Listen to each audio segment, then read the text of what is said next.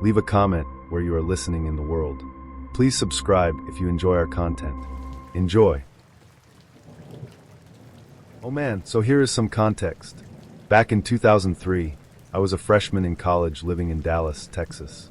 I, like many of the young people at the time, decided to check out this whole online dating thing that people had been telling me was super effective for older adults.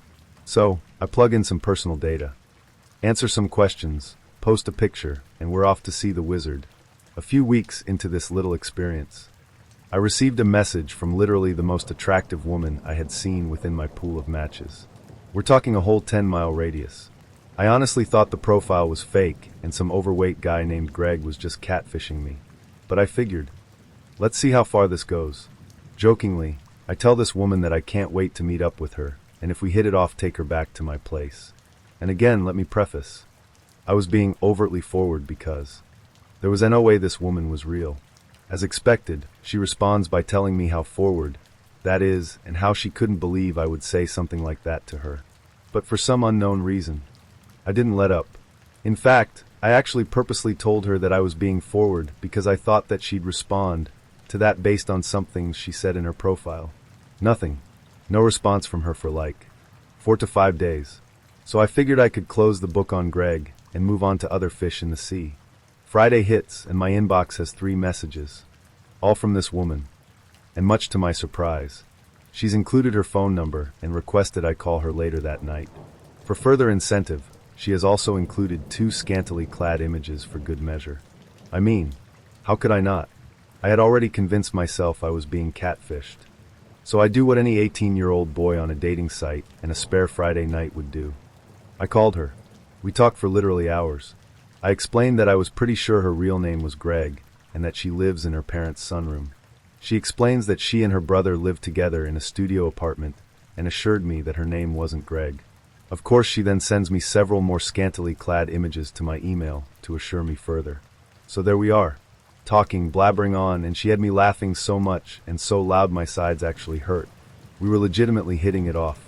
The noise becomes too much and eventually annoys the hell out of my roommate, so much that he comes into the room and tells me to just ask her out tomorrow so he can get some sleep.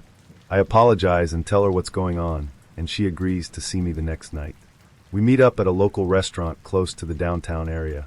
Fairly expensive, because I kind of want to make an impression, but it's like a family eating establishment casual attire. Not too fancy.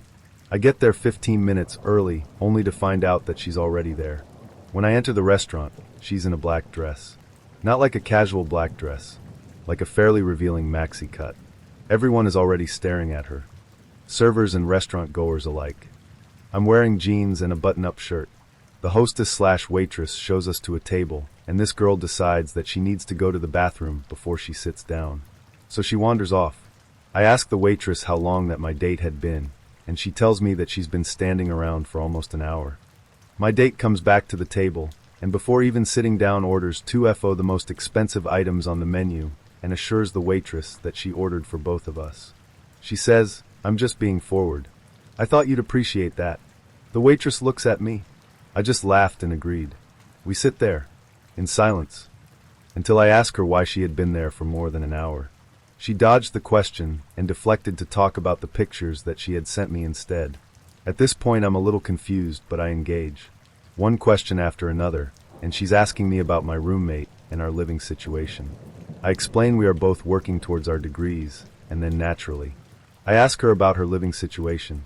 She tells me that she and her brother basically live on top of one another, and then makes what I had mistakenly assumed was just an off-the-wall joke about how they sleep together. When I paused at her statement, I asked her to clarify. This is when our food shows up. She instantly gets defensive and starts berating me about judging her relationship with her brother. The poor server is still standing at the table holding my plate. I try and explain that I'm not judging her relationship. I feel like I must have just misunderstood her, because what I had heard is that they have sex with each other. She loses her absolute mind, or it was never there to begin with. Grabs the steak knife in front of her and jams it through the crotch of my jeans. Screams at the top of her lungs and runs, slams into the server, knocking her and my meal to the floor before she flees the restaurant.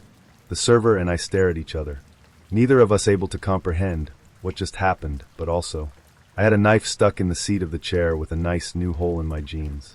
A fellow restaurant goer helped me retrieve the knife. I was a bit concerned I might have been cut, and the server and her boss chatted about the whole situation. They offered to comp my entire meal, but I paid for both. They replaced the one that was all over the ground, and my roommate and I ate like kings that night.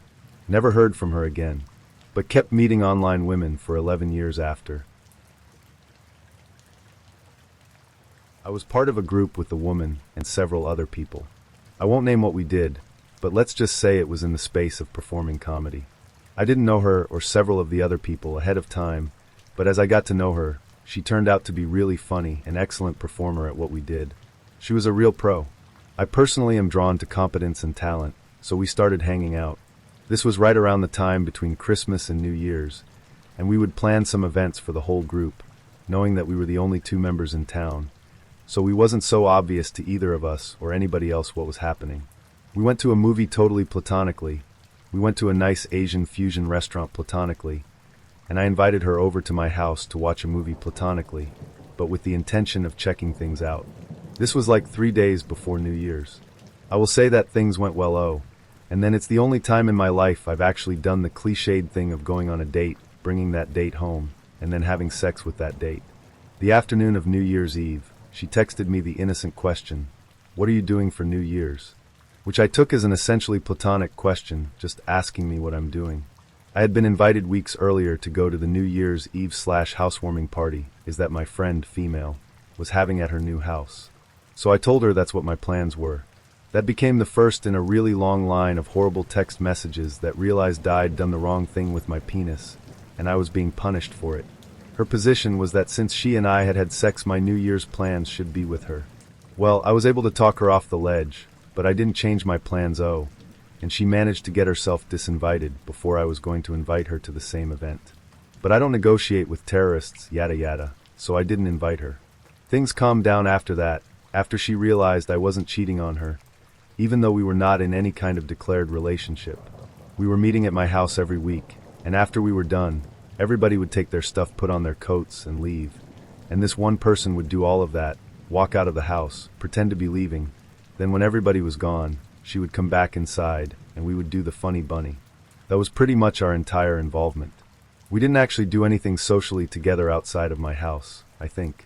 Anyway, she was getting out of control, and I finally had to break it off with her, so I had a clear heart-to-heart compassionate conversation with her, and she seemed to understand, and then pretend like I didn't exist, and I mean like physically I didn't exist.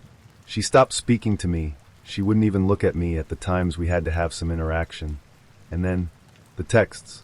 So, we're broken up. I'd elected to step away from the group that we were a part of, because I felt she was more important to the group than I was. So we really were not seeing each other at all anywhere, because I was also avoiding the community where we would perform. The texts she sent were vile. They were just horrible things about me that were not based on any specifics about me.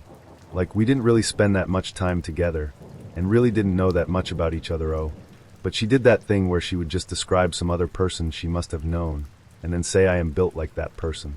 Every week or two I would get texts that she had figured it all out, and then roll off a conspiracy that most typically was about how I was cheating on her and with who and how I was doing it. I mean, I guess I was a little bit flattered that she thought I was just getting that much ass and have the luxury to make a girl like her just another piece of ass in my harem, despite my behaving in no way that would indicate I regarded her like that. She would make mistakes in logic so large that they were like a gotcha in a government hearing.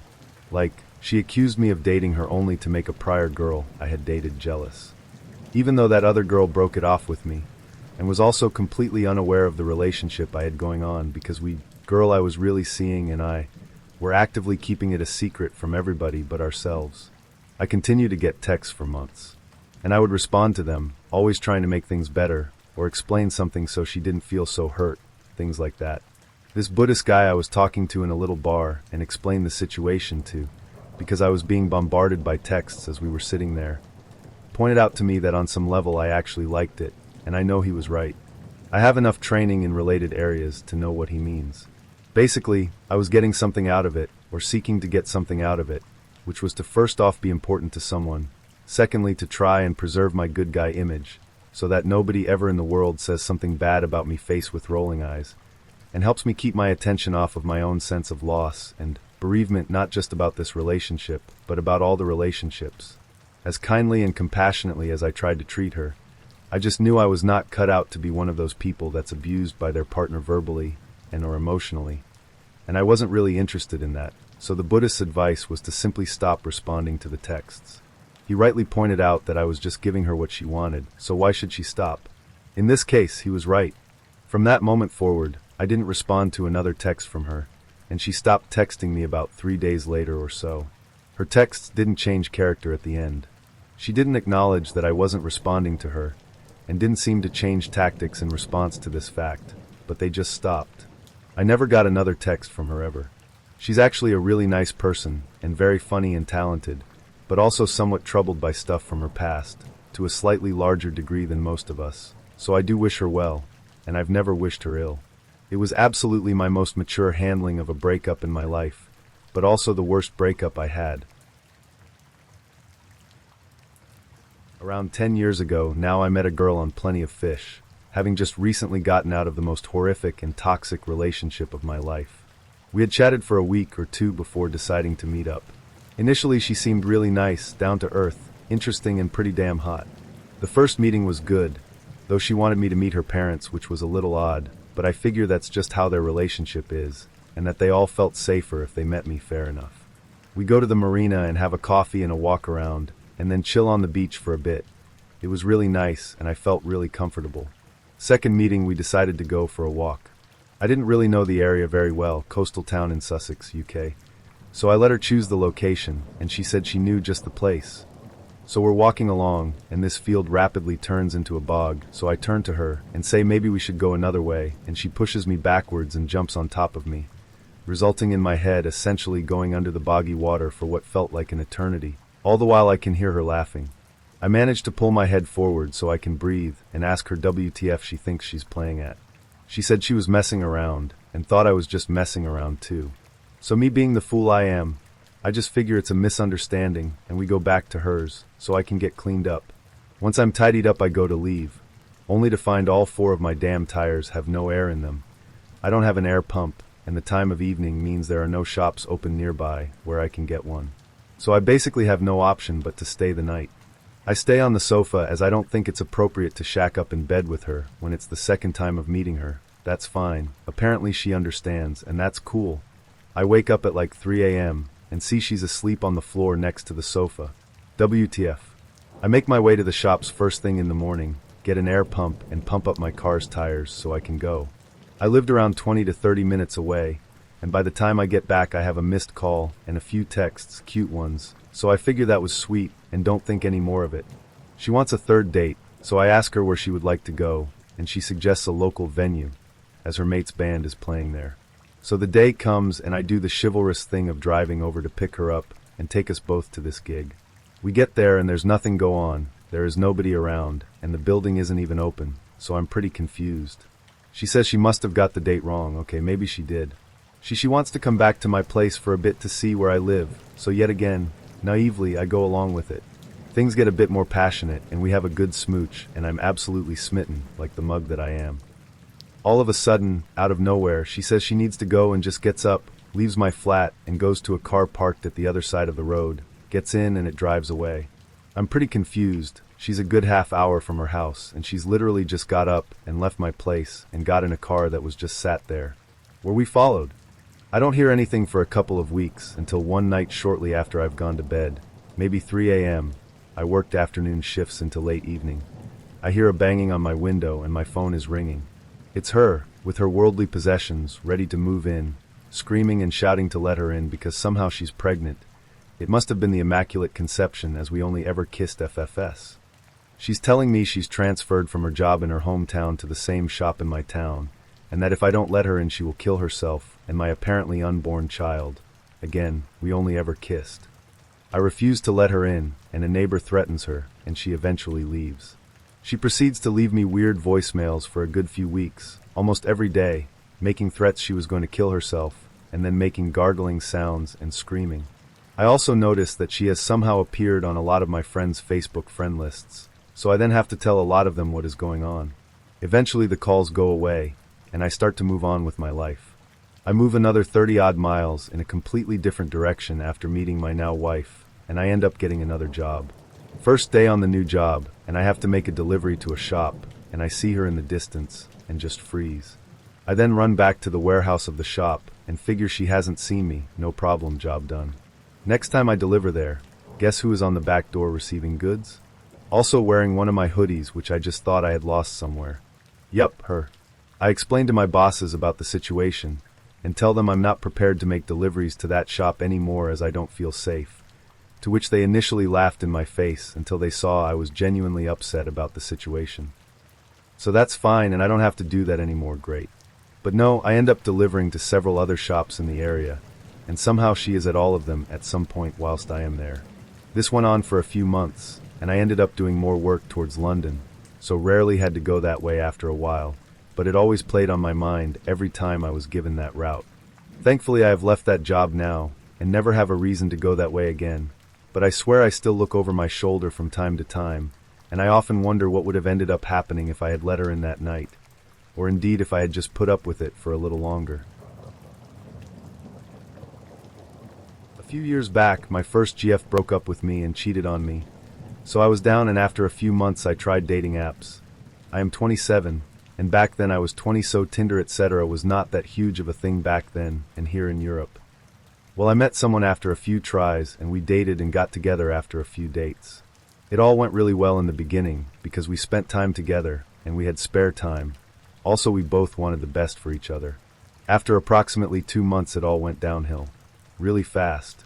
She wanted me to spend 8 days a week with her. She got jealous over all of my friends, for example. I met an old classmate after a few years, which is male. No offense here, I am a straight guy FYI. And she started writing and calling me like crazy, and I asked if anything happened. She said no, and then I was wondering if we can't speak later. Well, she had a fight with me over the pick the friend, and I took of our reunion, and having a nice day. She also got abusive and made fun of me and my hobbies. Once I was helping out in a small festivity in my town, and made good money for working 3 days straight. She called me every 5 minutes what I am doing, and when I come home. I then told her I am at work and I will turn off my phone now, because she is annoying as hell, and I am super busy. She insisted on coming to the place I worked with a friend of her. I said alright, but I don't have time to come out, just to say hi. She and her friends started drinking and 2 random dudes tried to hit them up. She called me again billions of times. I was literally freaking out and telling her if she doesn't stop I let security take her away from here. After work I was going to her place and wanted to ask what this all was about and why she would drink with a stranger. And then she, her girlfriend, and the 2 strangers are coming, and the 2 dudes start shouting my name and all, and I was so pissed off I wanted to leave, and she started a fight that they didn't hit up on her. I was like, yeah, for sure, and if I would have done that, she would have let hell loose. She said it would be different if I do that. The best things are yet to come. She locked me up once in her room and flat. I was shouting for help and called my brother, and she threatened me. I was never get physical or anything, but I was needing help. And after that I broke up with her. I told her mother I can't bring up any more energy for this, and I wish the best for her. She understood me and was such a kind person. Well, and my then ex threatened me to kill herself. She wrote me everywhere possible and asked me to come back. I told her one final time I won't, and why in a kind way. She wrote me she takes drugs because her friends tried to help her to overcome me. I was telling her that doesn't make things better, and that her friends are shitty if they support you like that. Now, here we go. Only a few weeks after that I was away with a group of friends eating and drinking in a pub. It was a super funny night, and then on my way home I was called by a stranger. I was picking it up and asked who was there, and the stranger started saying, "Oh hey," a wrong and shorter version of my name. "Can you remember me? We exchanged numbers when we were smoking at the club last time." I was thinking, okay, wrong number. "Hey there, wrong number. I hate that place and I don't smoke. Sorry, but good luck next time." I was getting off the train, and then I got another call by the same number. I was like, WTF. Picked it up and told him that he is definitely wrong, although he was drunk or something. He then told me, "Hey, I am a friend of your ex. She feels horrible and asked me to talk to you and to make you overthink to come back to her." I was so upset and pissed off. I shouted into the phone in the middle of the night, "Listen up, buddy. Nice try earlier, but I don't care who you are and if you buy her all the drugs. So don't fucking call me again." I was seeing people while I walked home in the distance in front of my gate. I was having a bad feeling. and called my family to please pick me up at the stop. They did, and those guys got off really quick. I locked the gate and saw a plant and a note lying there on our ground. I got her that plant. The note said, F*** KU and your stupid flower and your stupid fake presents you made. At this point I said it is enough. Stalking is absolutely not funny. I called the number back, and then I freaked out really bad. Listen up, mate. If I ever see you again close to my house, I call the cops. I have evidence of her threatening me online, and with phone calls, etc., and also evidence you bothered me multiple times. And the note and the plant. Not so smart. I will tell this all to the police. I hope you regret it all now. After that I haven't heard anything of her. But once I was working in a restaurant at the bar, and she and her friends came there to eat. It was weird, but she told the guys I was her weird ex, and they started bothering me, and I had to get the whole group to get thrown out, and they are not allowed there anymore. I have a few stories actually, but I'll tell you about one that I haven't told many people outside of my circle about. I'll try to keep it somewhat short though, even though I'm notoriously terrible at doing that. Anyways, let's move on. This happened back in early 2018. I was a horny 18-year-old at the time, and I'd been on this weird hybrid social media / dating / kink site for a few months. I made a status that was kinda stupid. I forget what I even said, but this one older chick, 46, from the Northwest somewhere sent me a PM about it and mentioned she always enjoyed my sense of humor and wanted to be friends, but she understood if I didn't want to talk. I told her it's okay, and that I appreciated the compliment, and we got to talking innocently for a while. Just some really low-key stuff, honestly. I can't remember everything obviously since it was a couple years ago, and that part of our conversation didn't stick out from all the others I'd had on the app. It didn't take very long for things to get sexual, and being an attention-starved 18-year-old dude with some pretty low standards and not really knowing exactly what I wanted out of a romantic relationship, I guess I kinda just let it happen. We did some ERP, erotic roleplay, together, and it turned out we had a few of the same major kinks, so it was fun. After we had enough of a bond over that shit, we talked about each other's lives and situations a bit to get closer. That's where things started getting a little weird. So she told me that she had 2 sons, both of them older than me, but one was a lot closer in age. I mean, that's not really weird by any means, but she mentioned that she had a big thing for guys who were younger, and she made sure to put emphasis on how much younger she was into. It didn't really sit well with me at 18 that this chick was into guys around her son's ages, but I let it slide. Horny and confused are 2 emotions that don't really mix very well, especially in younger dudes. It was extremely conflicting, but like I said, I didn't really make it into a big deal at the time. I can't remember the order of these next 2 events, but I'll try my best. A few days later, she asks me, King, I need to know right now, are you really 18? So I told her I was. She said, I just wanted to be sure, I've been lied to before. A guy told me once a couple years ago that he was 18, but after we had sex I found out he was really 15-inch, and at that point I'm thinking, okay, maybe he did lie, but it's still pretty weird regardless. I think at that point it was starting to register with my hormonal-ass brain that something wasn't right. I was still dumb about it though, and I didn't break any contact, since at that point in time I was thinking I'd actually be able to sway my parents into taking me up to where she lived because of a college there that I wanted to check out, and maybe I'd get lucky one night. That's a long story in and of itself, but I don't feel like explaining my history with college and all that shit on here, so I won't.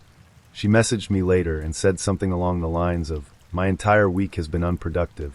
I can't think about work at all. I've been thinking to myself, I want King and lots of attention, lol. I got some creepy obsessive vibes from that. I don't know what I said in response, but we eventually had another RP where she told me, you're making me want to kidnap you so bad right now. If you come here I don't think I'll ever let you leave. Yeah, that would have been endearing if it was coming from someone who I didn't think was actually going to try and go through with it unironically. The whole thing was just getting to be too much. The obsession, the creepy messages, the fact that she fucked a dude below the age of consent, etc., etc. A few days after I was contemplating telling her I wasn't interested, she tried to bait me in further by saying, you know, King, all the other 18-year-olds I've met have seemed more like kids than adults. Is it weird that I see you more as a full-grown man? And looking back on it, in cases where the main goal is sex and not a relationship, I should have realized people who say that tend to be predatory as hell. I broke contact about a week later, and I haven't heard of her since then. I'm 21 now. I haven't tried to think too much about her. Met a girl when I was a senior in college that was a junior. We hung out a couple of times through mutual friends, and, while I wouldn't say hit it off, she was fun to be around while drunk.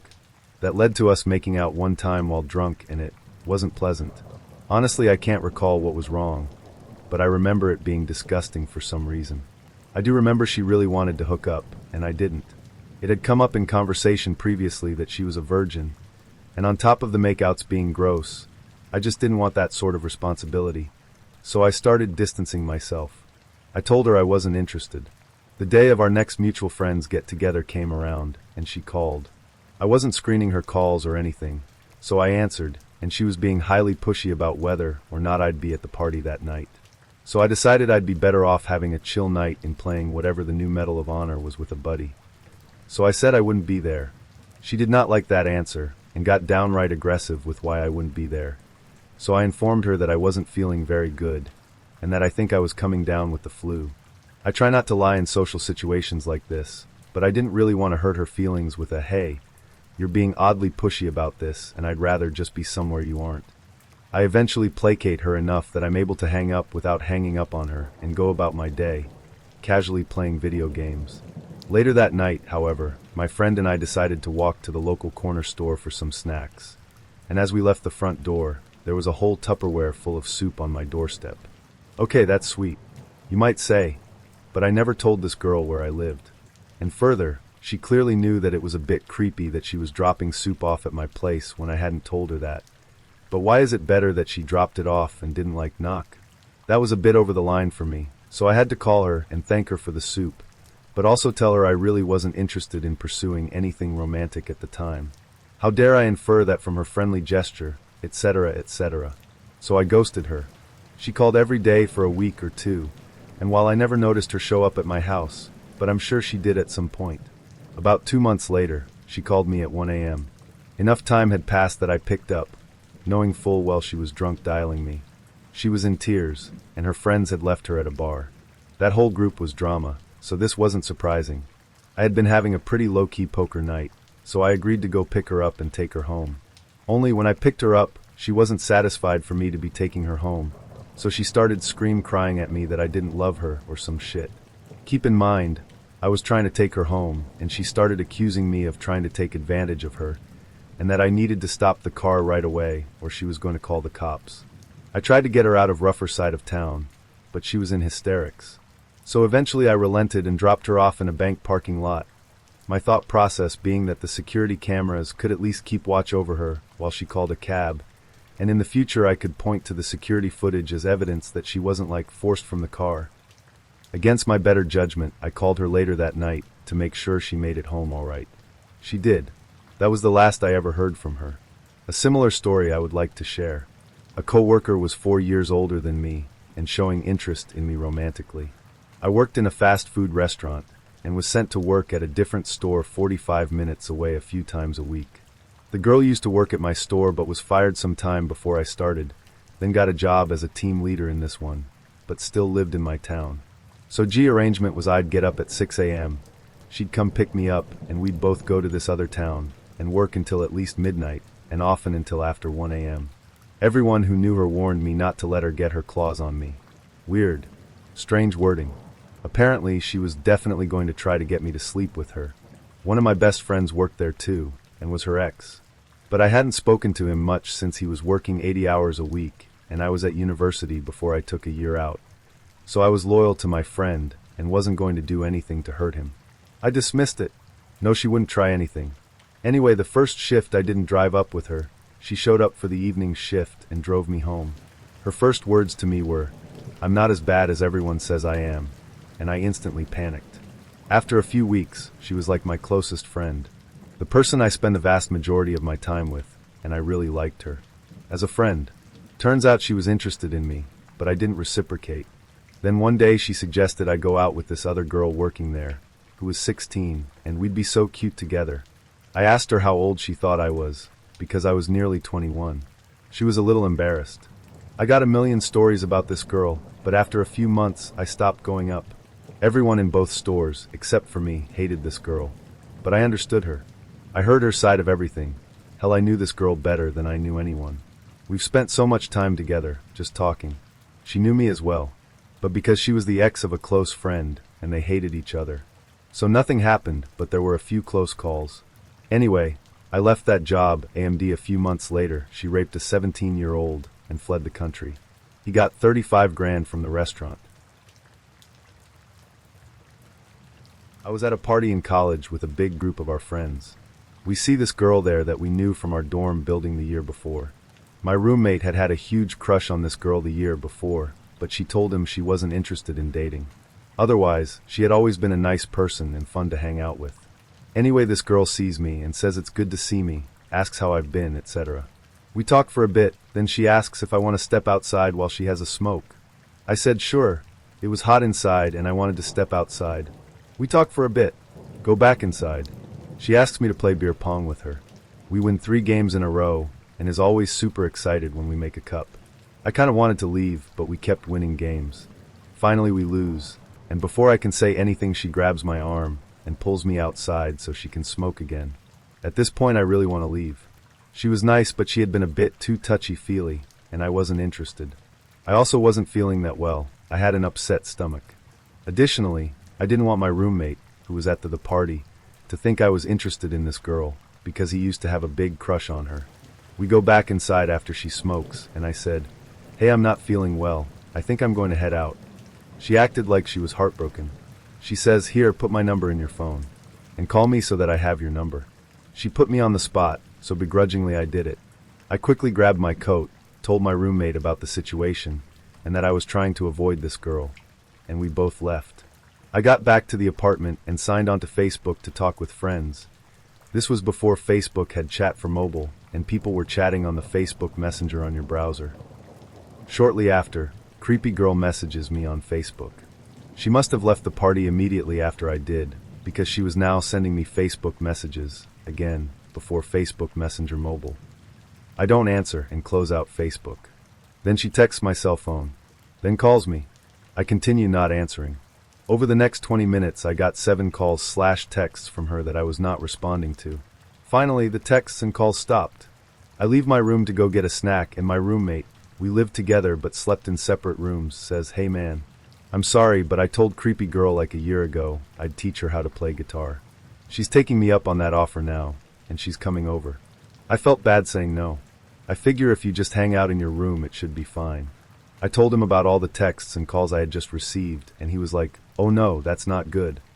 This girl had guilted my roommate into coming over so she could see me. I hide in my room with the door locked, and hear her knock at the door to the apartment. My friend lets her in, and they talk for a few minutes. Then she comes to my room and is knocking on the door and jiggling at my door handle because she wants to say hi.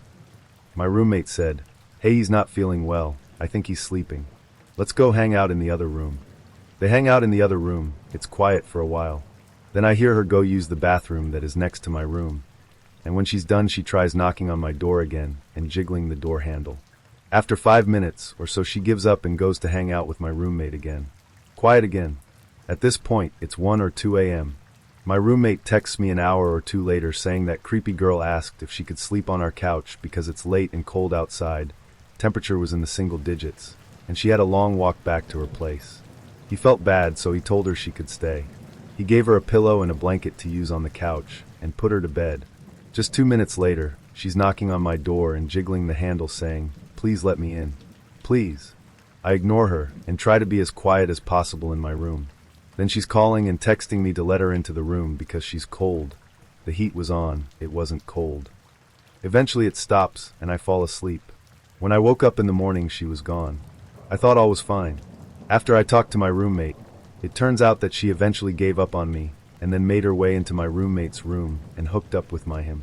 He felt kind of ashamed that he hooked up with her after being her second choice, but he used to have a big crush on this girl and gave in. Anyway, I texted her and told her to never contact me again. I never heard from her or saw her again after that. To summarize, I saw a girl I was acquaintances with at a party. After hanging out for a bit, I left. That same night, she tried contacting me 7 times with no answer, so she leveraged her friendship with my roommate to get into my apartment anyway. From there, she tried to get into my locked bedroom multiple times throughout the night while I was hiding in there.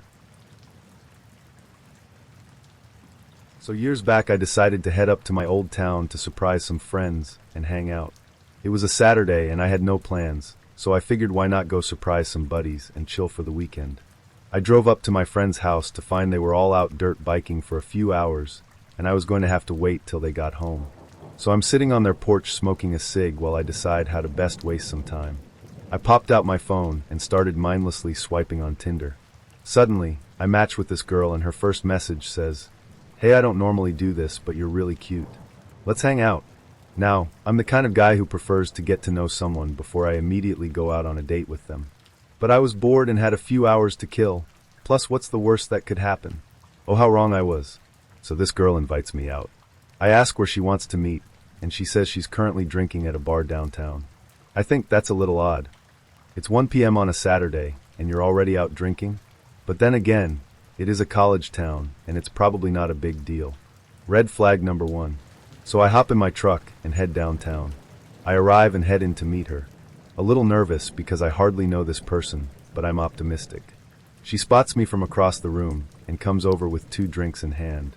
She walks up, slams one of them while giving me the "wait just a second" sign with her finger, then slams the other drink and leaves her empty glasses at a random table.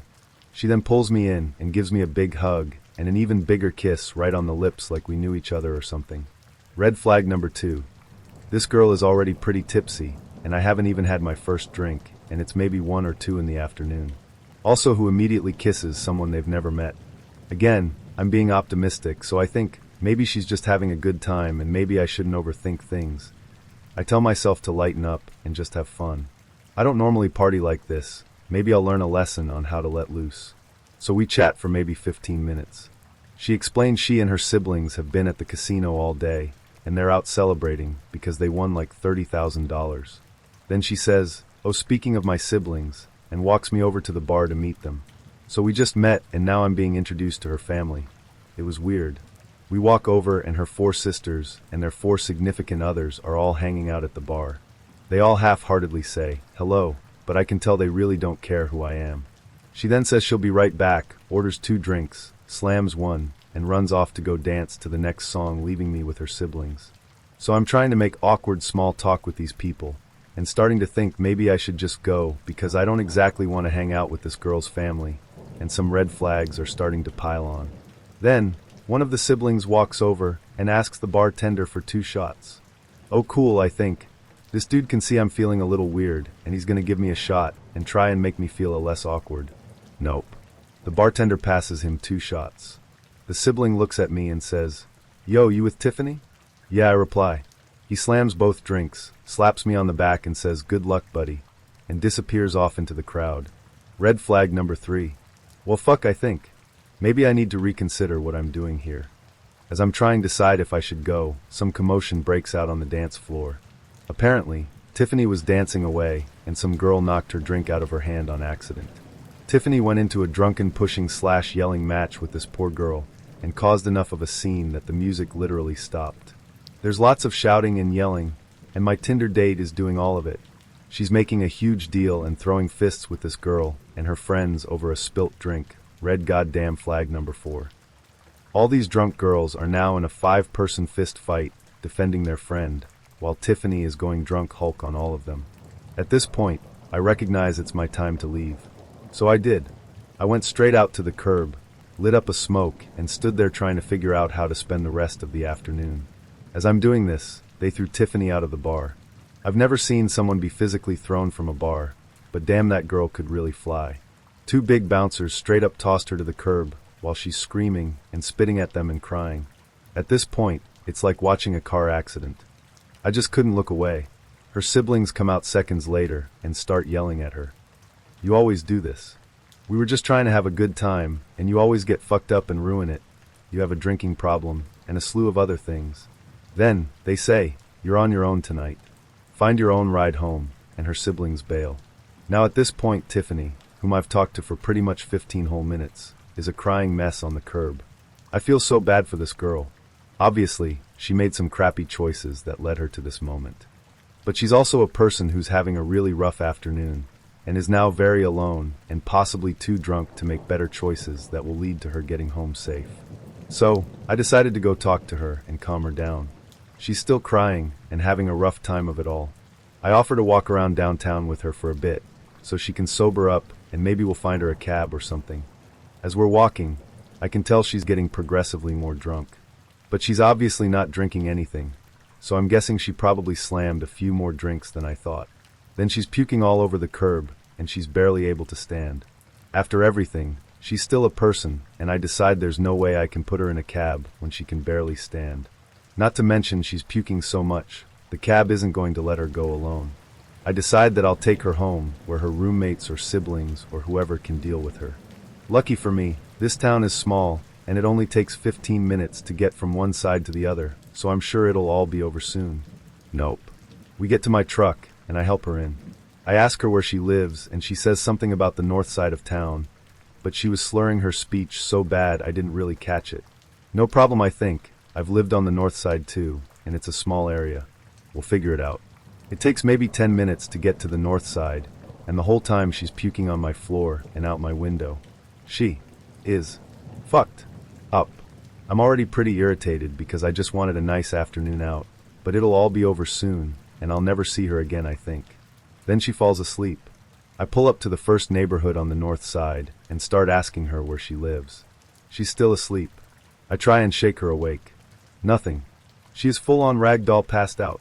So I pull into a Circle K, get her some water and a Gatorade and try to wake her up. Eventually she comes to, pukes some more and downs the water, add the Gatorade. I ask where she lives again, and she manages to point down the street before passing back out. So I'm driving up and down this neighborhood. At each new street, I'm shaking her awake, asking her where to go. She sometimes opens her eyes enough to look around, shake her head and fall back asleep. I drive around the north side for a full hour. She's woken up a few times, pointed at a few streets, puked more than once, but mostly slept while I'm driving around asking her where to go. Plus, she's pointed at multiple places that weren't even close together, so I wasn't even sure if she knew where we were. Finally, a full hour of this goes by. My truck is covered in puke, and she sits up, points to a house and says, "That one," and then proceeds to puke even more. Ick, how this girl even had this much vomit in her body. I am exhausted. I pull up to the house and park, go around to her side, and it's pretty clear she's not going to be able to stand. So, I tell her to puke out what she can before I carry her inside. She does, and I throw her over my shoulder. We get to the door and I knock a few times, but no one answers. So I just let myself in. I figured at this point, I've dealt with this girl's drunken ass enough, and my patience is gone. Whatever siblings or roommates are there will surely be grateful I got her home safe. So who cares if I just let myself in? I get her to a couch and put her on her side. I find a pot from the kitchen and put it in front of her in case she's got to hurl again, as well as a glass of water and some Alka-Seltzer. Then I find a linen closet and get her set up with a blanket and a pillow. After that, I left and headed to my friend's house to tell them about the worst date I have ever had. Then, the next morning she calls me, absolutely infuriated. She's yelling at me, and frankly I'm completely confused. Finally she says, "Why the fuck would you leave me here of all places?" Me, dude. We're lucky I even found out where you lived. You were so plastered it took me an hour to even get you home. Her. But I don't live here. So it turns out that 2 years prior, she had a best friend and a fiancé. A week before her wedding, her best friend and her fiancé ran off together and eloped. She hasn't seen or spoken to them since. That was the home I apparently dropped her off at. They were out of town that night, and came home the next day to find her passed out on their couch with puke everywhere. I imagine it was an eventful reunion. Anyway, she asks me to come take her home, and frankly, I was so done with that mess I declined. And that, my friends, is the story of why I decided to delete Tinder from my phone and never go on spontaneous dates again. To summarize this long story, I spontaneously met a girl for a date. She was plastered and ended up being thrown like a sack of potatoes out of the bar. She was ditched by her family, and the universe gave me the get this drunk girl home side quest that turned into an hour of vomit, tears, and frustration. This happened the year I turned 21, so taking her to a hospital was not my first thought since I was new to drinking and had no idea how to recognize alcohol poisoning too. She left her purse/keys/belongings at the bar because she didn't have time to get it when the bouncers threw her out. I was not aware of this till the phone call the next morning, but part of the reason she had called the next morning was to also ask for a ride downtown to get all her shit from the bar. 3 People don't lock their doors in small towns. Flagstaff, Arizona is a pretty small town. I never locked my door when I lived there. Small town people can confirm. Not quite sure if this qualifies, fits more into my cringe category, but I had a girlfriend in college who I dated for about a year and a half. She seemed cute and normal when we first started dating, but as time went on she got more manipulative, controlling, and just outright unhinged. Here's some of the highlights, lowlights. She was religious, but told me she didn't mind that I wasn't. Then later said the only reason we had sex was because she knew I'd break up with her if we didn't. She was the one who aggressively initiated and didn't even ask to know my thoughts on that question. She also started to strongly insist that I go to church with her family. Unless she was friends with a girl we both knew as well, all of my female friendships had to stop. She used her ex as the reason for this, but it's really because she had severe trust issues. She was pretty crafty about this too. It wasn't a don't talk to her. It was a, I just don't trust her, and I don't know what she would do, or I think she likes you, and was always able to frame it as every girl she didn't know was just a potential bomb waiting to explode. Tied to the note above, she would message her ex all the time, and saw nothing wrong with it even when I told her it bothered me, and that she was being a hypocrite. You can imagine that conversation was super duper productive. The day before we were supposed to fly up to meet my parents, she went out with a guy friend from her childhood and a couple of girlfriends. She ended up getting so drunk that she stopped returning my phone calls and just sort of disappeared. Eventually I went looking for her and found her, which was crazy on its own because it literally was like finding a needle in a haystack, and all of her explanations of what happened didn't add up. I'm pretty sure she just wanted to go hook up with him now in hindsight. Also, when I told her I was just going to fly up alone if she didn't show up and not go looking for her to basically show her how upset I was that she would be so reckless the day before meeting my parents, our flight was early. She accused me of being a terrible person that doesn't care about her and put the blame of the entire night, including her drinking, on me. When I went to be an instructor for an army training event, she called me at 4 a.m. crying, saying she'd been raped by her ex. Later, after we'd broken up, a friend saw her at a bar, started talking to her, and then the rapist/ex showed up and she greeted him with a big hug and smiles. My buddy looked at her and was like, "Wasn't that the guy who raped you?" And she just sort of twitched around after that because she knew she'd been caught. She tried to tell me people were calling her at all hours of the day saying I was cheating on her, but they wouldn't identify who they were. My best guess is this was her fishing to see if I'd cheated on her. I was out of town at this point. She broke up with me 3 months into being stationed to a post just south of the DMZ. I finally felt the relief of it all and was happy it was over. A week later she tried to get me to get back together with her, saying that I never even fought for us. I flat out declined. 2 weeks after that her mom texted me saying she's really hurt. I basically said something like, "That's not my problem." Her mom was happy to accept that answer. She never liked me because I wasn't a Christian. This might not seem that bad, but she knew I had 0 friends and was struggling on my own. Due to military structure and rules, there were literally only 2 other people I could be friends with in my situation. One wasn't even on our installation, and the other was, to be nice, a guy I simply did not want to be friends with. So it was basically just me. A bit of background info about me. I didn't have the most loving upbringing, so I was pretty ripe to accept subpar behavior at the time if it meant someone loved and cared about me. But things did and do get better.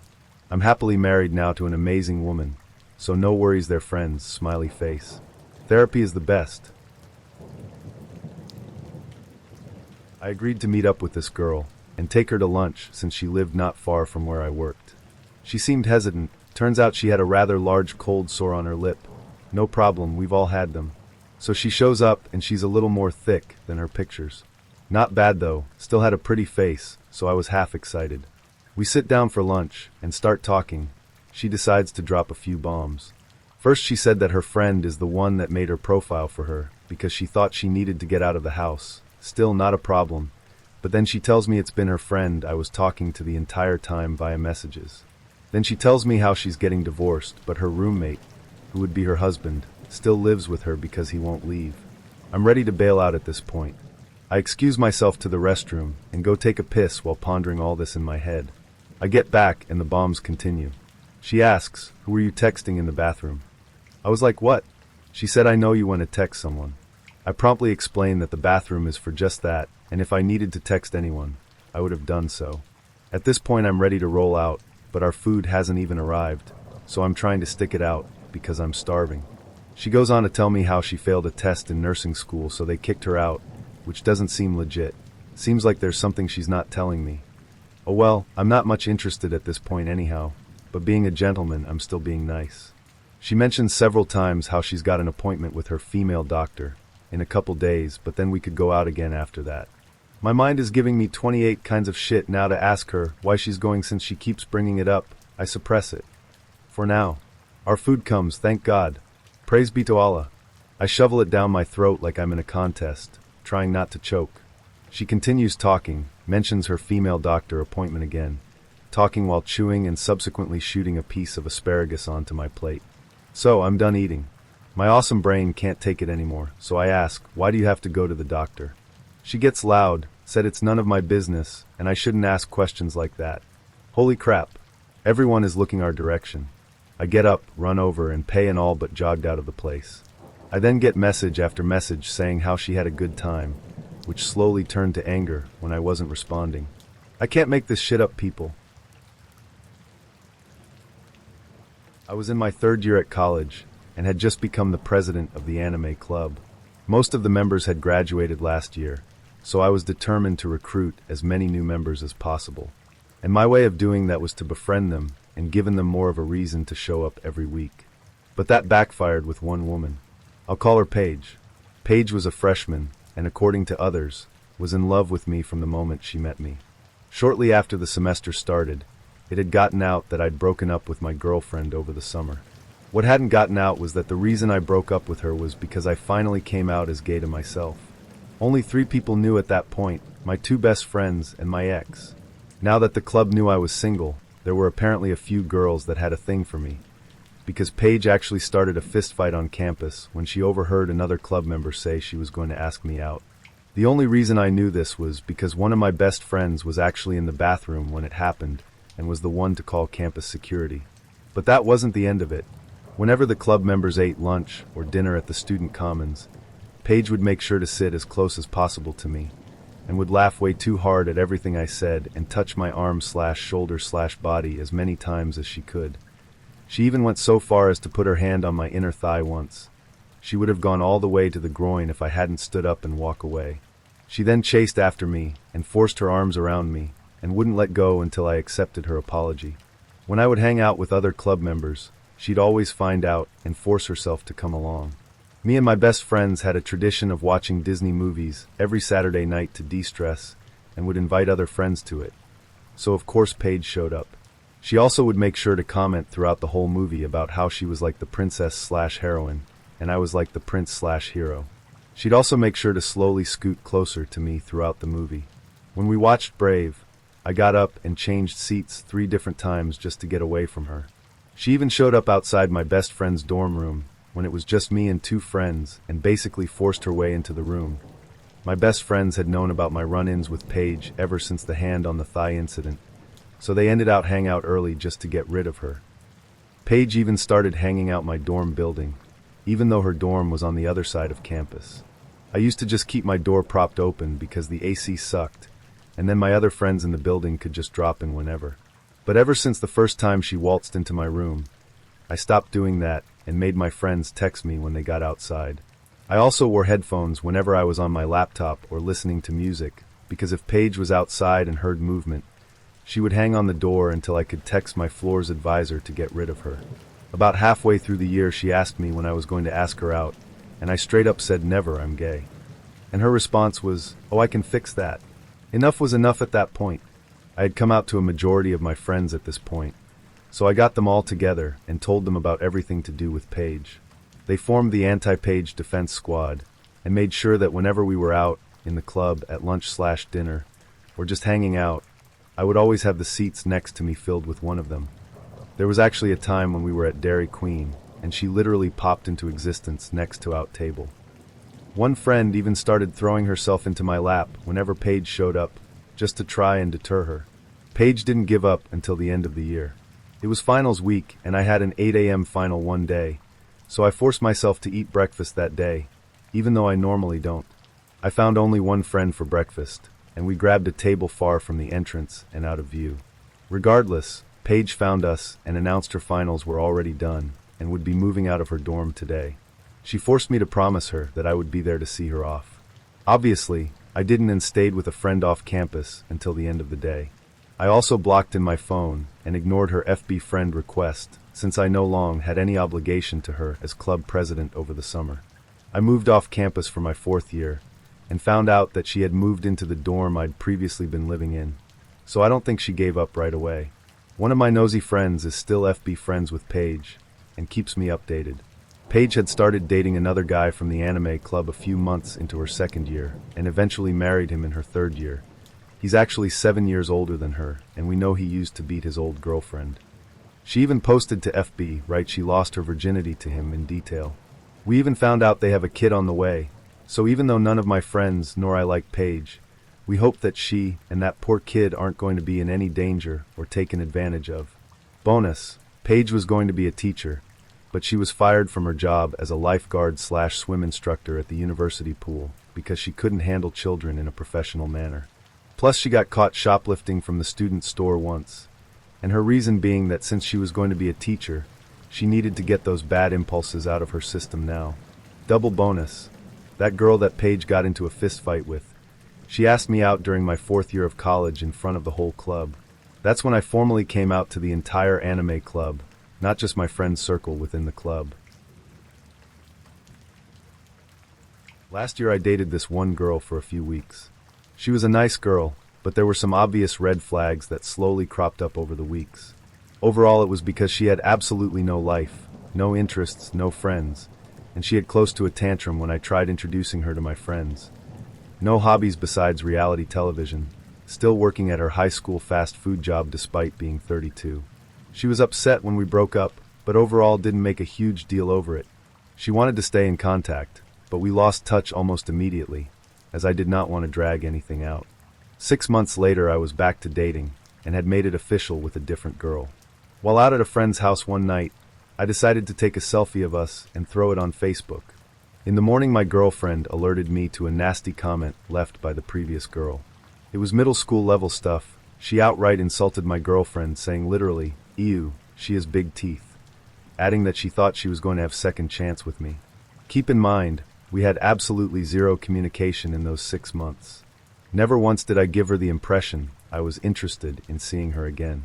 I was super pissed at her for the teeth comment, and my GF was a little upset, but at least we've gotten a lot of laughs out of it since then.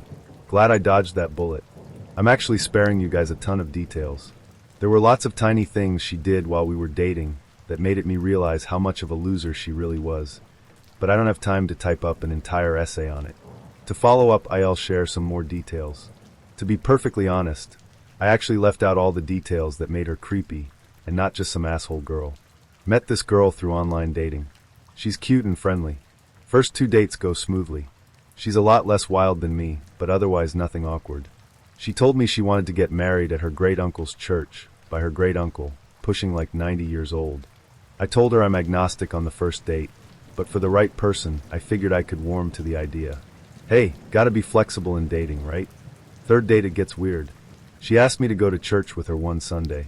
Her great-uncle's church. Also, it turns out the church staff is pretty much most of her gigantic extended family. Her great-uncle delivers a sermon about how hell is a real place, and you will go there if you sin. Meet like 15 of her extended relatives. They're all super friendly in that stiff church-y way. I have the social skills to schmooze with strangers easily, but I was deaf uncomfortable. Plans are for a corn maze after. This was September, with her co-workers from her fast food job.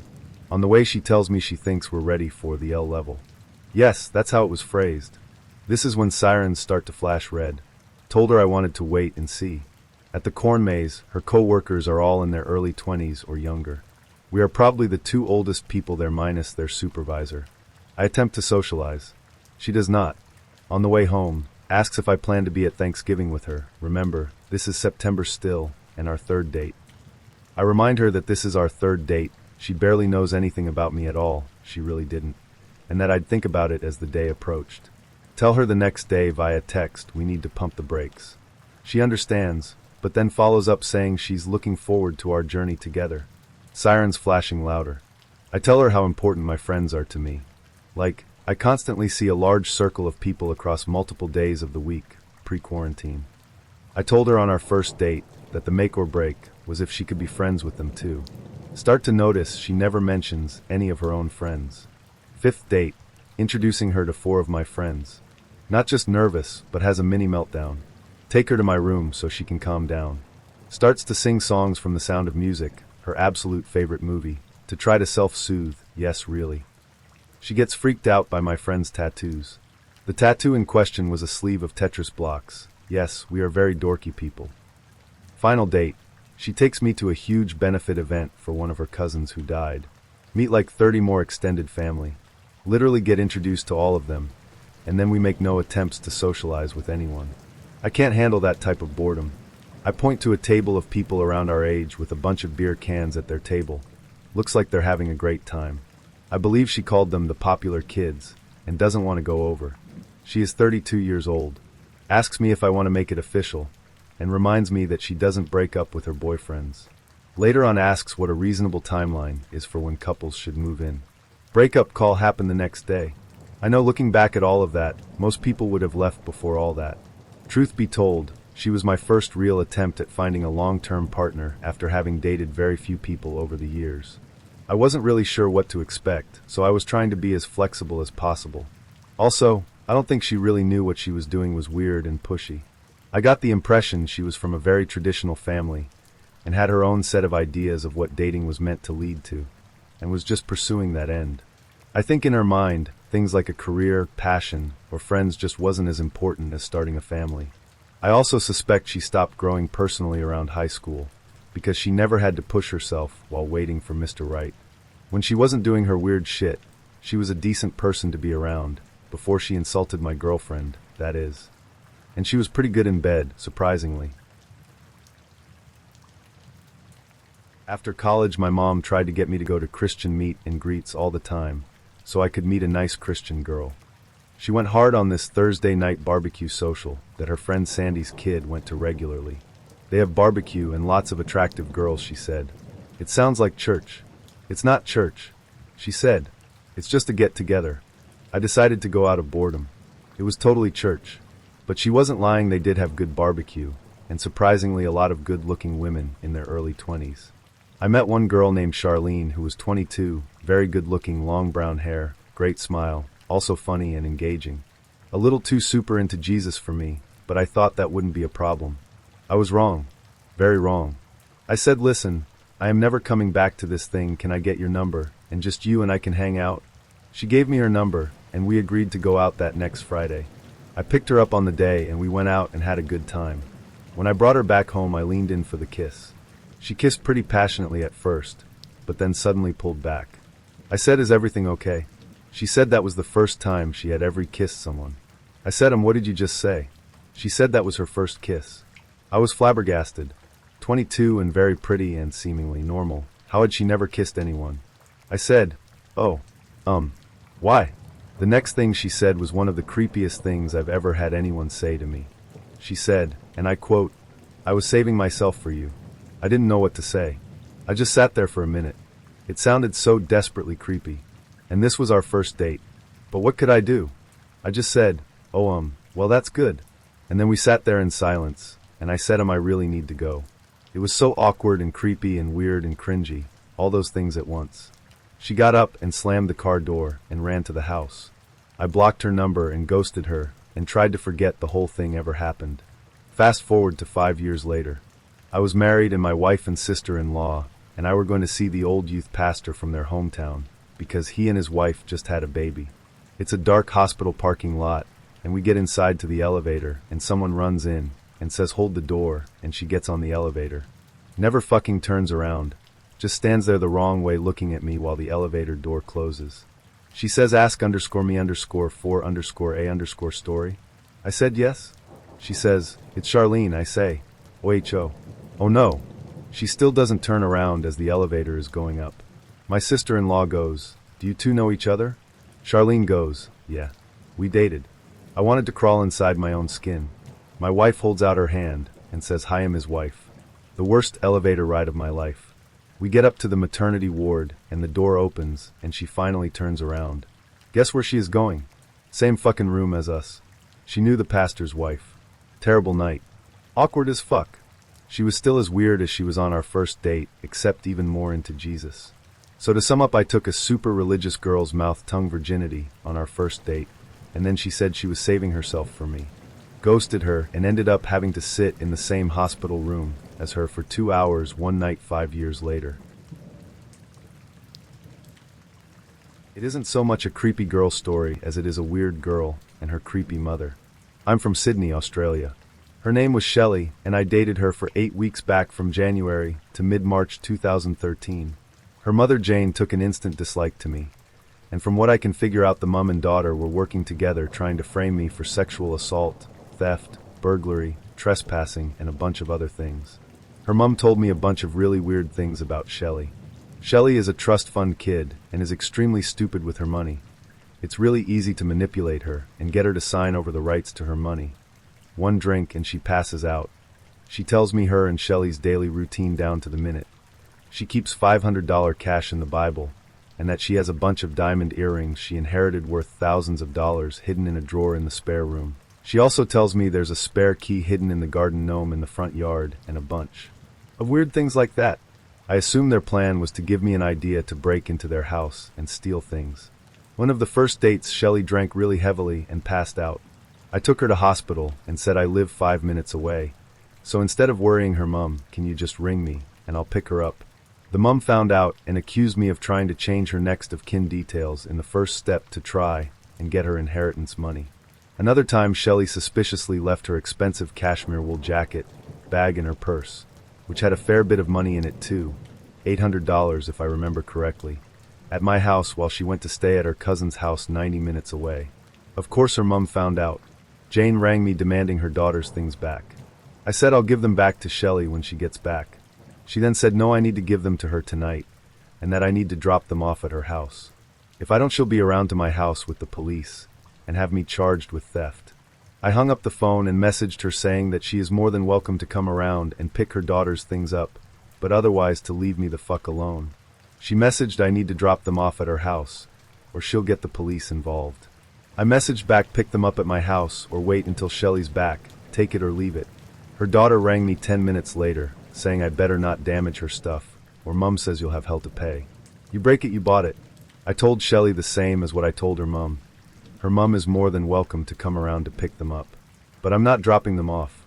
The mom came around to pick them up the next day, but before she did I asked her to write me a note saying the jacket and bag isn't damaged, and the money is all there, or I'll only give them to her daughter. I had the MP3 recorder on my phone recording the conversation. The phone was in my pocket, but she didn't know what I was doing.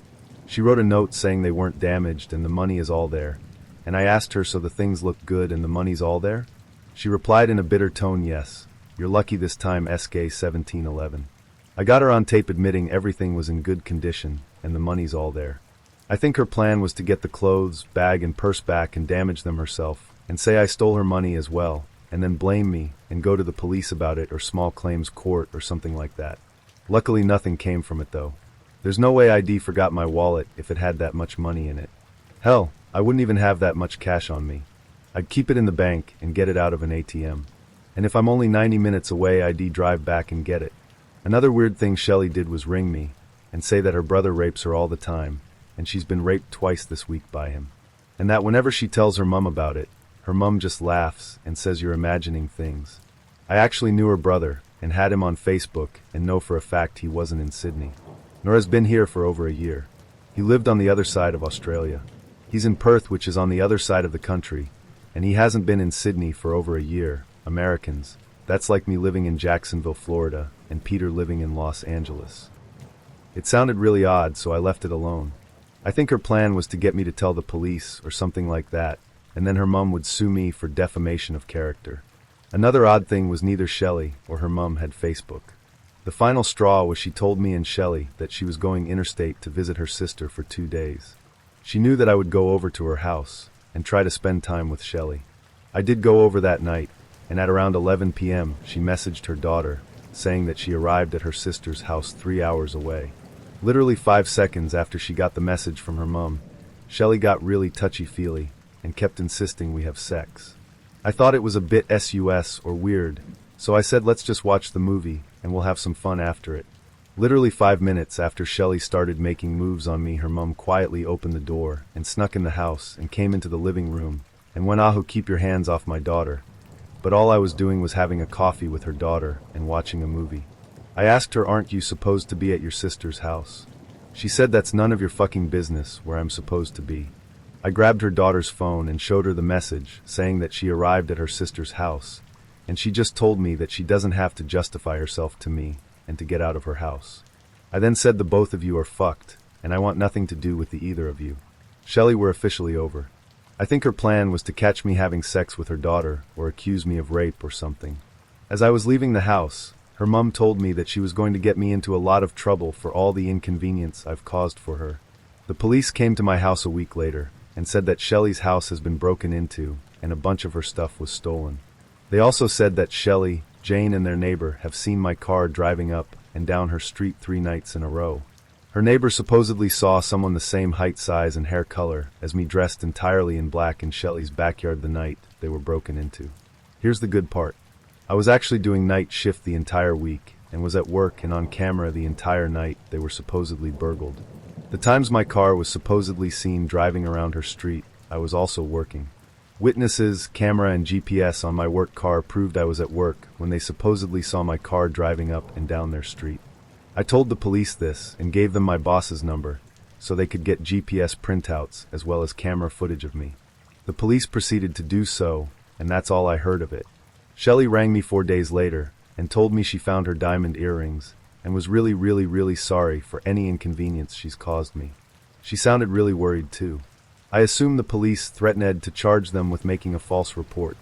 I think it hit her what sort of shit she could get into filing a false police report, and that I could potentially sue for defamation of character. After everything I went through, I wanted nothing to do with them, so I just let it go and have absolutely nothing to do with them at all. I rang Crime Stoppers, which is like a tip line for the police, and told them what she said about her brother raping her, just in case it has happened in the past, and she was telling the truth. I was feeling lonely/bored, so I decided to message a girl I wouldn't normally even consider messaging. She had a rather obvious birthmark on her face and was a larger girl. Her profile read really nicely, and she just reminded me of the good girls in high school that have done no wrong. Someone fun to be around with no drama. I message her, and we start talking via IM. She seems nice enough and asks for my phone number. She calls me at 11 p.m., and we talk for a while. It gets late, and things turn to sexy talk. She asks what fetishes I have, which I say that I'm not sure she wants to hear them because they are kind of different. At the time I thought so, but not anymore. She blurts out, "Well, I'm sure they aren't as different as mine." So I tell her to go first. I like dogs, her. Dogs are okay, I like cats. Wait, you like dogs? Me? Yeah, I've 3. Well, 2 cause one didn't really work, her. Long silence/shocked look on face. Me. You don't like that, do you? I knew I shouldn't have said anything. Can't you just forget it? Her. No. I'm pretty sure I can never ever forget them, no matter how hard I try. Me. It's okay though, I got paid $1,000 a month for a year by a guy who filmed me doing it, but from the side so you couldn't see my birthmark. 2 videos were for personal use, and 1 has been released in Mexico only.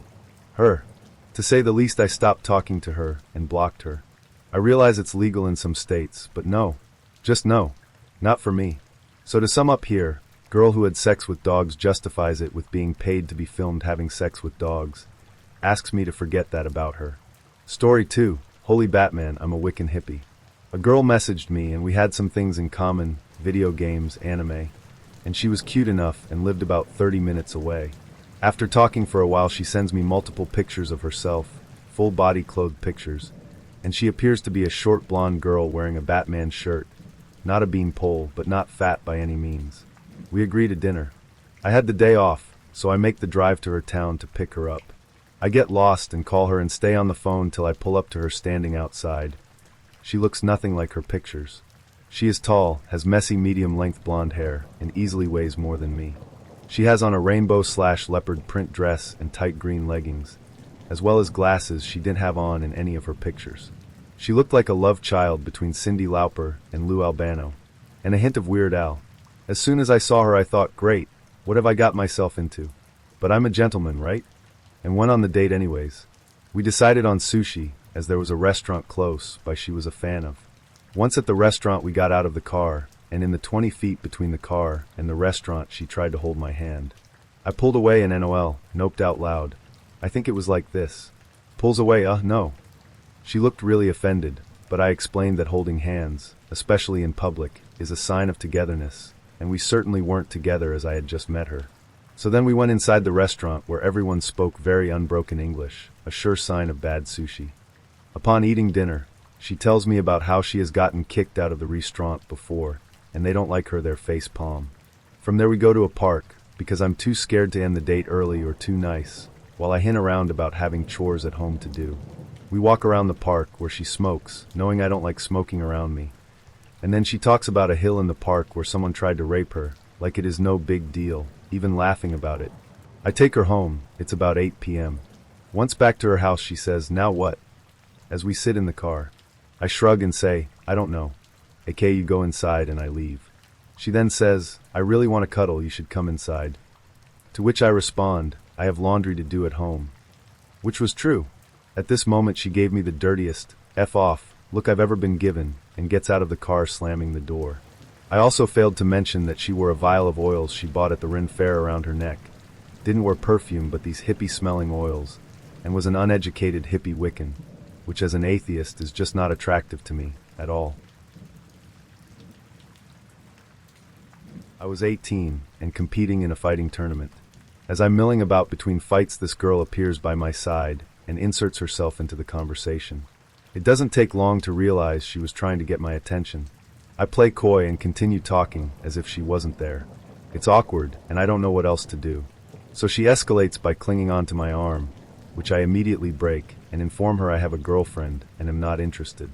Before she can respond, I'm called for my next fight, and after the fight she goes right back to trying to get my attention and latching on to me. I tell her to stop and walk away to another group of friends and competitors.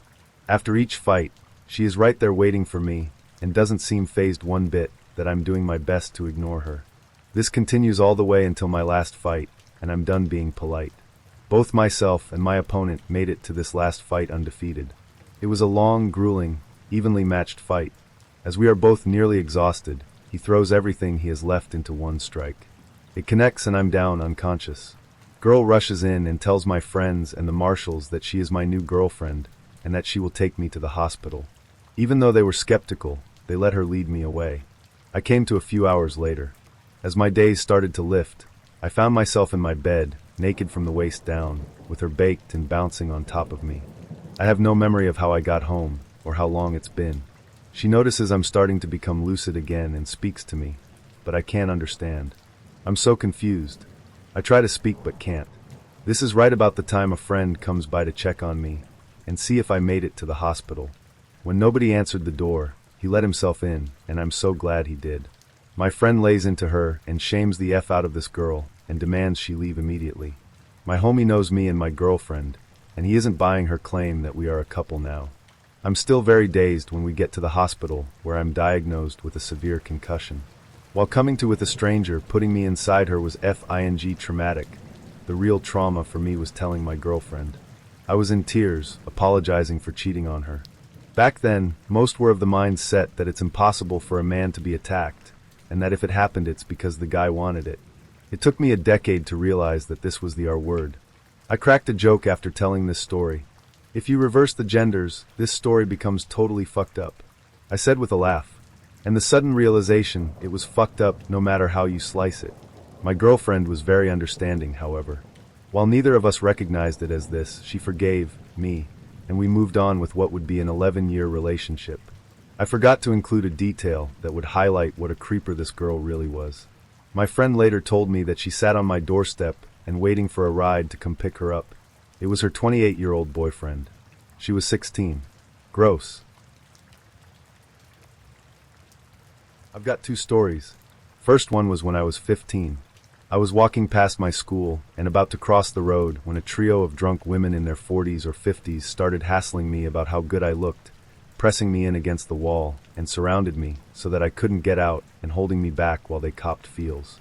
Not a fun experience, especially when you can't even tell people about it or how creeped out it's left you, because as a guy you should somehow be proud when women 3 times your age are grabbing your D through your trousers against your will. The other one was about 4 years ago. I was 22 and asked a girl I'd met out. She seemed nice at first.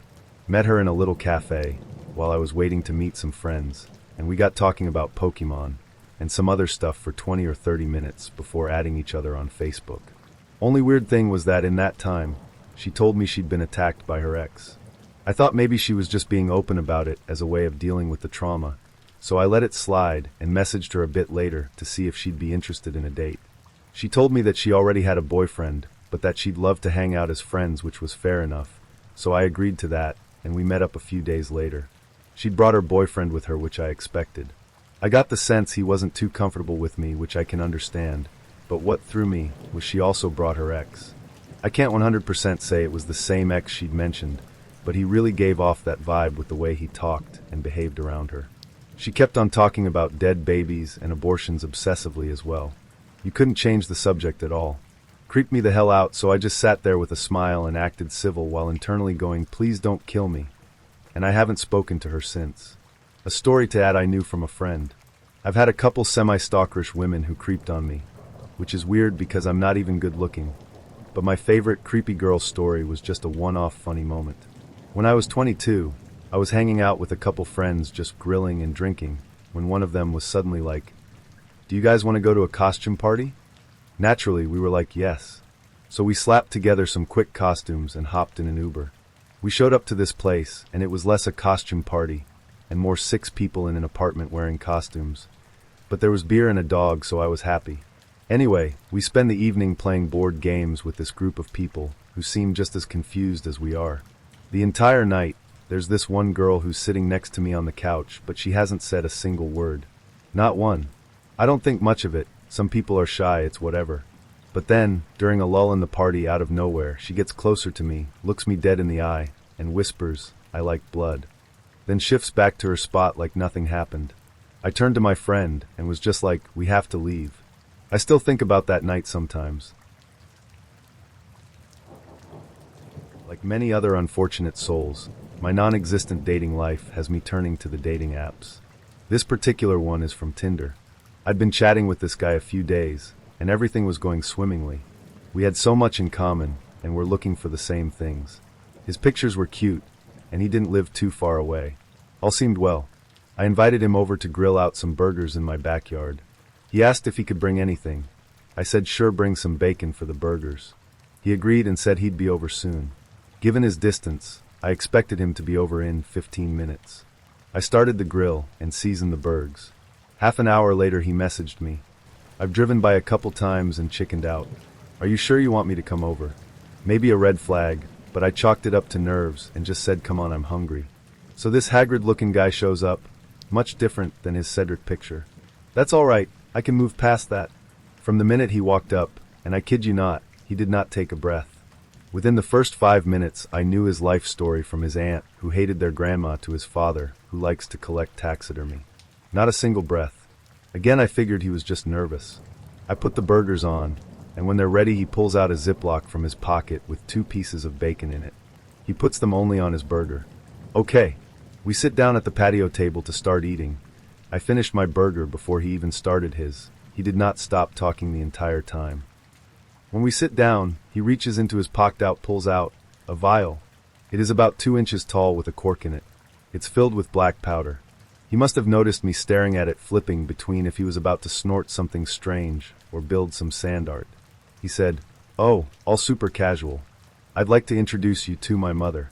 I just stared at him for what felt like an eternity. I didn't know whether to laugh or cry or run. I like to bring her to any important event in my life. She also has ashes in this necklace I'm wearing, and in this ring I have on, and this half-sleeve tattoo is for her. Now mind you, I've lost too many people close to me, and I do not judge people based on their grief cycles. We all cope differently, and I respect that. But homeboy brought a vial of his mother's ashes, and set them on the table for our first date. I simply could not. He finally finished his burger, and I made some excuse about having to clock in and finish some work at 9:30 p.m. He texted me before he even got to his car and told me, "My mother really liked you, I can't wait to see you again. I told him I didn't feel the connection to him or his mother. I met a girl online. She seemed normal enough, so we ended up going out for a drink. I found out that night that she actually lived an hour away in a rural town, but whatever. Well, we went out, had a drink, then went to go play pool. We drove over in my vehicle, and when we got to the pool hall she checked her phone and saw she had a text from her ex-BF. She proceeded to cry incessantly. I was trapped. I didn't know what to do, so I offered to take her back to her car. She said she wasn't sure if she could drive, and she asked if I would take her home. I declined, saying it wouldn't be a good idea because A. Her car was like a mile away. B. She lived an hour away. C. How in the hell did she plan to get to her car the next day? So she agrees for the night to end, all the while apologizing vigorously. The next day she texts me, apologizes, and offers to buy me lunch.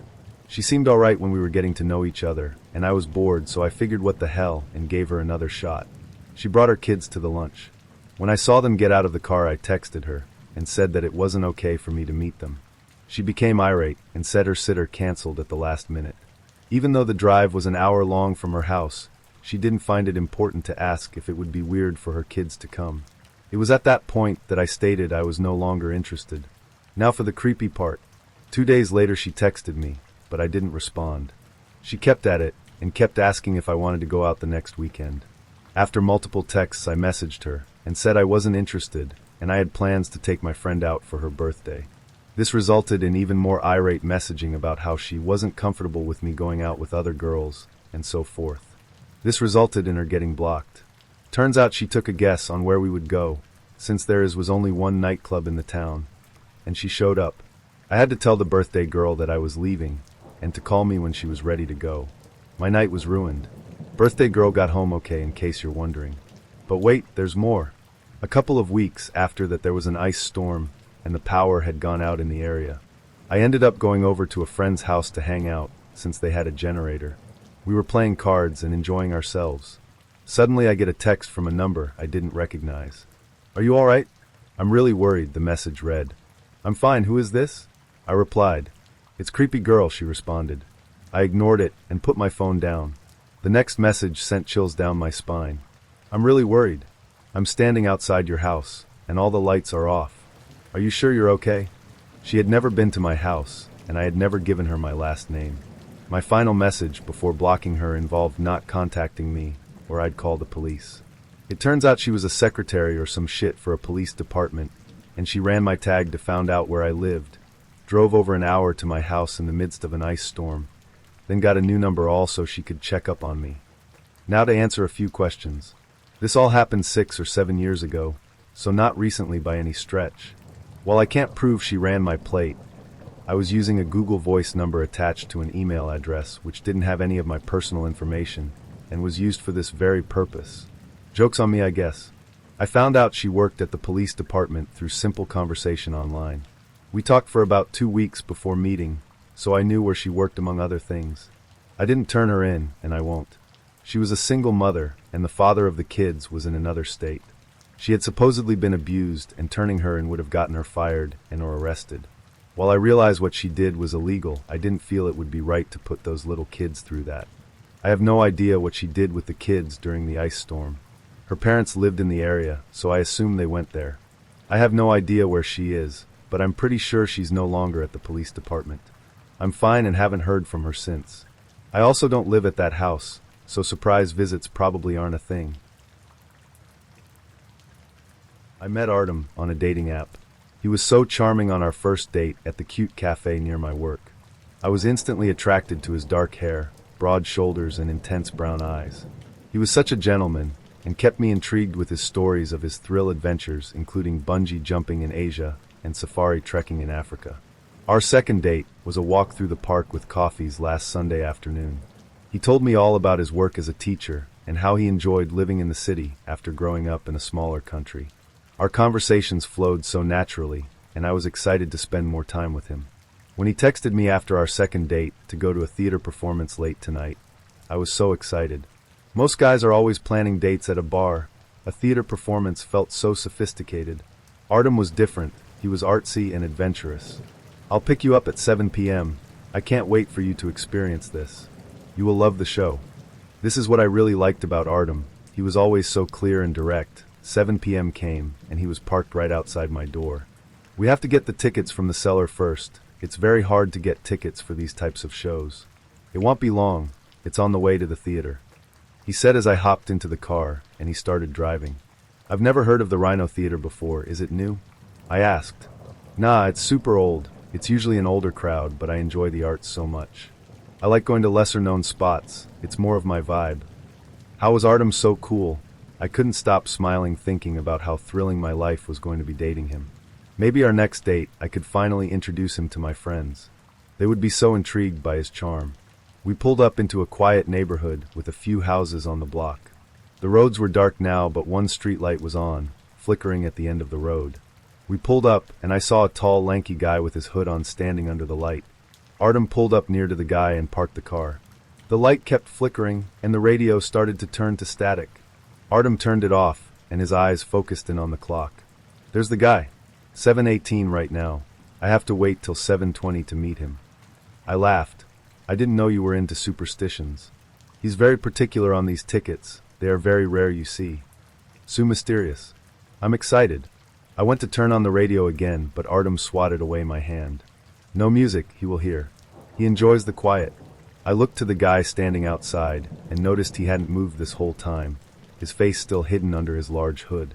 Ah, there it is, 7:20. I'll be right back, my dear, Artem said as he kissed me on the cheek and hopped out the door. I watched him as he walked up to the guy. I couldn't see him anymore as Artem was blocking him from my view. I saw the two stand there and didn't notice any movement. After a few seconds, Artem turned around and headed back to the car. It was strange as the guy stood there, not moving. Got the tickets. He flashed the 2 shiny ticket stubs with the largest grin on his face and began to drive away. What did the guy say? I barely saw him move. Such a strange place to sell tickets, don't you think? I asked. Just because you didn't see him move doesn't mean it didn't happen, Artem laughed star. You're so funny. How could you see in this dark anyways? Oh yeah, he reminded me, don't get the popcorn today, it's Tuesday. Asterisk. Popcorn isn't good on Tuesdays? You ask a lot of questions, don't you? This will be a fun time. He smiled at me and kept driving. We finally got to the spot. The area looked abandoned with no buildings, but the theater, which was a warehouse with no windows and with a few cars parked outside it. We parked near the other cars and walked up to what looked like a back entrance with light coming out of the doorway. This does really look off the beaten path. I do like these hipster-type places. You are really in for a treat then. Artem held my hand as we walked up to the doorway, and he knocked 3 times, each knock with a few-second pause in between. An older gentleman opened the doors, and I saw the bright lights and colorful red walls in the lobby inside. Artem handed the gentleman our tickets, and we walked inside. The carpet was so soft, and the lobby was filled with pictures of theater performances. Right in front of us was the concession stand that was filled with different variety of candy and popcorn all along the wall. This place looked so magical. Let's get some snacks first. The theater is to our left. We have a few minutes. We definitely can't be late, Artem said. There was no one else around, so we walked up to the concession stand and got served right away. The server behind the counter had a really nice red suit uniform on. I saw his gold-plated name tag. Hi, Alec, what's the best thing you have here? I asked. Newbie, you are definitely in for a treat. I would recommend everything, but if you have a sweet tooth, this chocolate is great. I look over at Artem to see if he approved. Whatever you want, that looks great. Okay, we'll take that chocolate. And how about popcorn? I asked. Are you sure? Alex said, looking over to Artem, whose smile had faded from his face. Just the chocolate is good. We don't want to cause a disturbance with popcorn munching. Alex said as he paid for the chocolate snacks. I guess we follow silly rules. I jokingly say to Artem, but his serious look didn't change. This chocolate will be great. Let's get to our seats.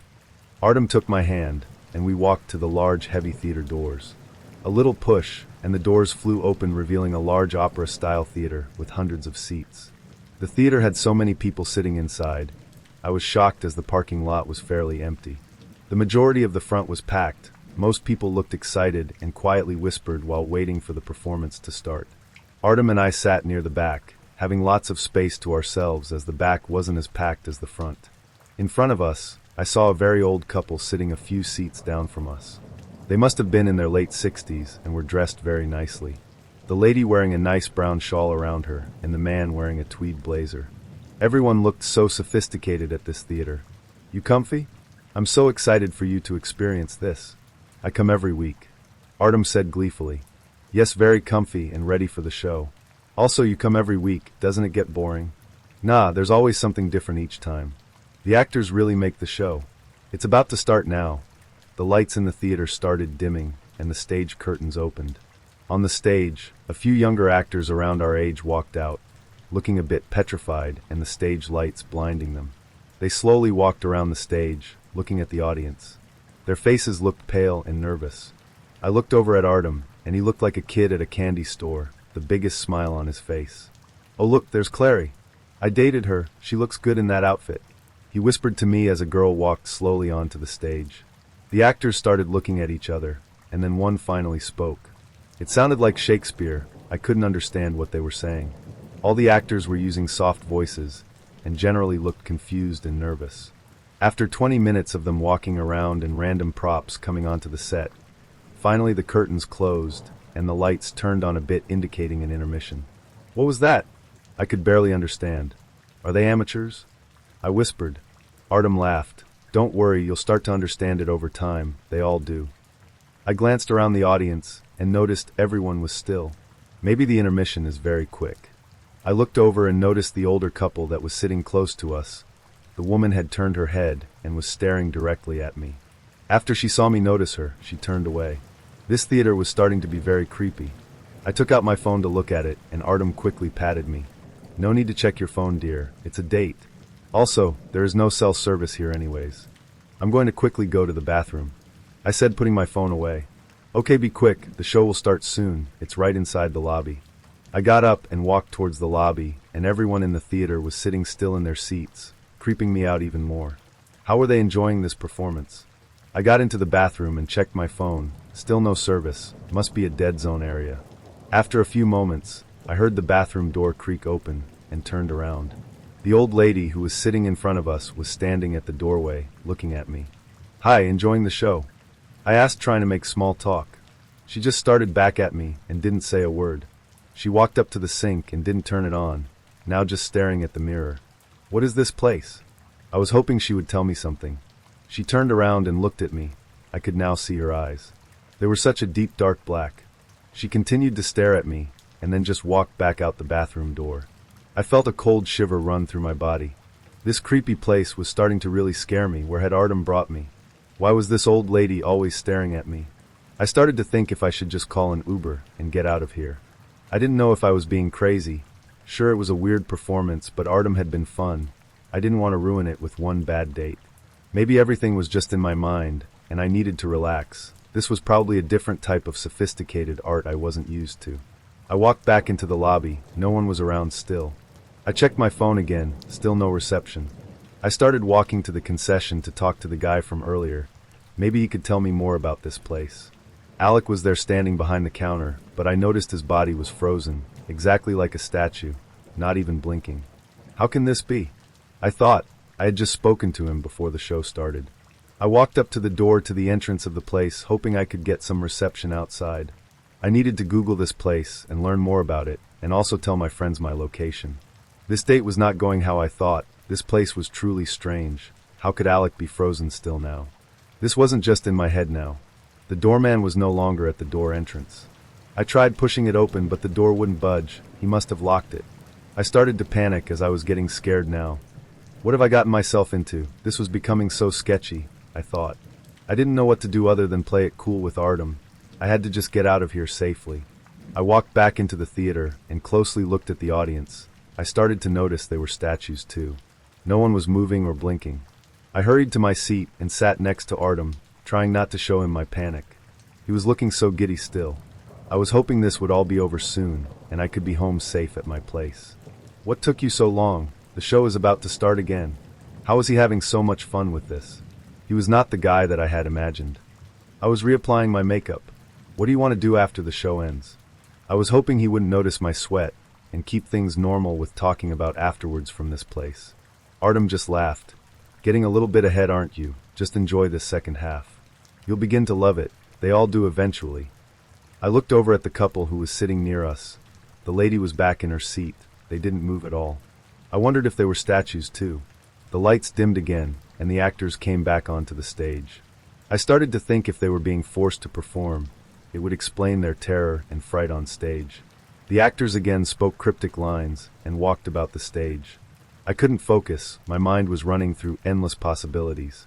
I started beating myself up for not paying attention on how we drove here. Even if I could get outside, I had no clue where we were. Everything was so deserted. Finally, after what felt like a lifetime, the show ended. The actors took a bow on stage and stood as the curtains closed in front of them. I heard clapping but looked closely and noticed the audience members weren't moving. Artem was clapping furiously, so I joined in to fit in with him and play along, hoping this date would end soon. Wasn't that exhilarating? That last actress, she's Emma. I know her too. This was her first show. She did fantastic. Yeah, she was great. I tried to say with some enthusiasm. You look tired. Let's get you home. You'll need a lot of rest. We walked into the lobby, and I saw the front entrance door was propped open. I felt a sigh of relief. I could finally get outside away from this place. We got into the car, and Artem drove me home. He couldn't stop talking the whole drive about the show, and the people he knew, and the lines they said. My mind was just focused on getting home. Here we are. I hope you had a good night. They'll text you later. Bye, I said as I ran out his car as quickly as I could. I am never going to see this guy again. That was definitely the creepiest thing I had ever experienced or even heard of. I got inside and got ready for bed. I texted my friend's group chat saying I have to call them tomorrow and tell them all about this creepiest date ever. Everyone was asleep, so I didn't get a reaction from them yet. I noticed the light from the street glaring into my room as I was about to go to sleep. As I went to close the blinds, I looked outside and noticed someone standing under the street light across the street from my place. It was very late now and unusual for someone to be outside, so I looked closer. My body went numb as I noticed the person was the old lady from the theater. She was still wearing the brown shawl and staring directly at me. I jumped and quickly closed the blinds and hoped into bed. What was she doing here? How did she know where I lived? I thought. My body was starting to sweat, but I just told myself it was all in my imagination as I laid in the fetal position under my covers. Just as I closed my eyes, my phone dinged. I looked over at it, and it was a text from Artem. I hope you were paying attention to the show. You'll have to memorize those lines sooner or later. The show must go on.